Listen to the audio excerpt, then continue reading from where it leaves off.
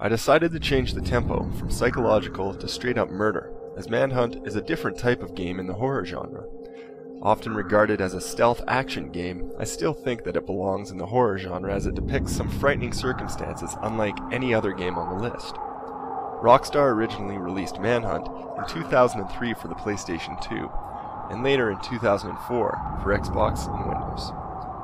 Manhunt created a flurry of controversy because of the subject matter it contains. The game does consist of graphic violence and some pretty brutal scenes which led to the game being banned in several countries. All I can say is that all the controversy acted as publicity and actually helped the sales of the game in my opinion. Rockstar set out to make a gory game and they achieved this goal, along with some free advertising.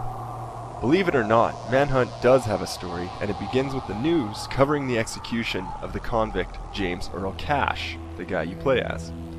Cash awakes and finds out he was only sedated, and he's now being ordered around by the character known as the Director. Cash is told he can have his freedom if he follows the Director's orders, which consist of slaughtering his way through the streets of Carcer City. The Director also tells Cash he will be filming him throughout the city populated by various gangs, who are comprised of skinheads, army vets, and psychotics. Each city environment has a local gang, and they become stronger, smarter, and more difficult enemies as the game progresses. Manhunt is played in the third person and consists of 24 levels that are referred to as scenes in keeping with the film theme. To pass a level, you have to survive the scene by dispatching the enemy gang members known as hunters. This can be accomplished in a variety of ways, and the method of taking care of enemies is definitely a highlight of the game.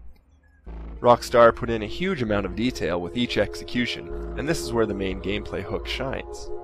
Controlling Cash, players hide in the shadows and kill the hunters in over-the-top ways. This all depends on how long you can sneak up on them.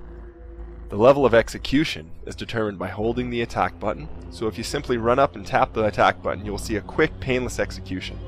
If you are able to stalk the gang member for a matter of seconds and hold the button for longer, you are rewarded with a graphic animation that may churn your stomach, but it is great for what the Director wants in his snuff TV. Your score and rating of each scene depends on the level of execution and speed at which you perform, and I find this to be a little at odds with each other. On one hand, you are tasked with methodically tracking down and killing very stealthily, but on the other, it must be done quickly, and I find myself rushed at times.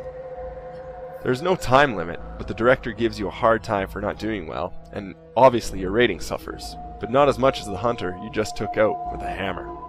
I would say go for the gruesome executions rather than a fast time, because that is really what the game is about.